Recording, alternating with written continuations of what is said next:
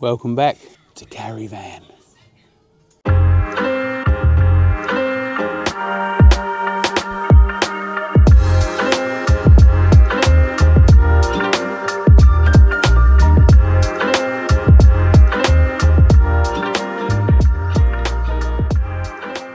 In the last video I did say that I'd do a little video about how we got the van started again. We bought this van non-running. It was sitting on a seafront in Essex for 6 months parked up because the geezer couldn't get it started. You put the key in the ignition, all the lights on the dashboard come on, there was just no crank. I knew that, you know, it can't have been a big problem. We tried to jump start it, that didn't work. When we plugged in the computer, it wasn't talking to the ECU, so we literally had no communication there whatsoever. But it was strange that everything else was still talking to each other, you know. Fuel gauge was working, all the lights were working, you know. So took it back to my mate's yard and basically ripped out all the electrics to see whether or not there was any kinked wires or damaged wires or anything like that. So had all the dashboard out. And then I bought this. This is a VW Crafter ECU kit.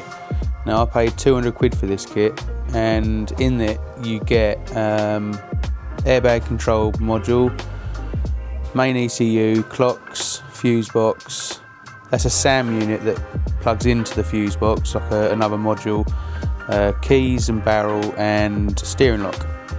Now the only bit that I didn't change was the fuse box, because it just holds all your relays and fuses. I checked all the relays, checked all the fuses, they're all okay.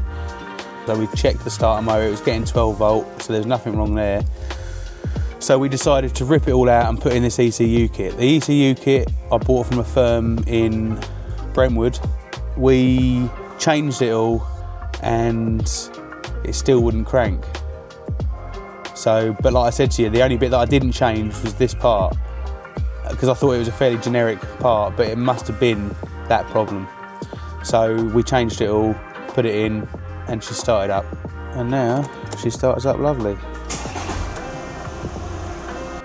Now I think it's a common problem with the Volkswagen Crafter is that either water gets down the back and, you know, just basically ruins the board. So I took a gamble, I bought the van. I did spend 2 days ripping out all the electrics and figuring out and diagnosing what was wrong with it, but we got it started. Before you go and buy an ECU kit like we did, just check that fuse board. So if any of you have had this problem before, check it out. If not, try an ECU kit and that might cure your problem.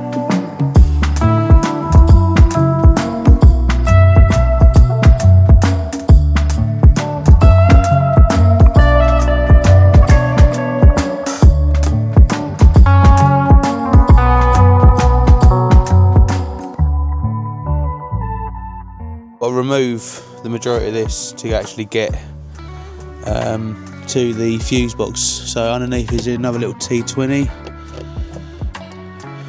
That will pop that out. He says, keep all your screws because you're going to need them.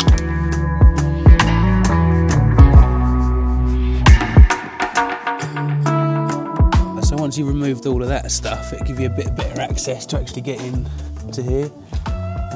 And to be fair, there's nothing really under it other than a couple of these like weird little clips there.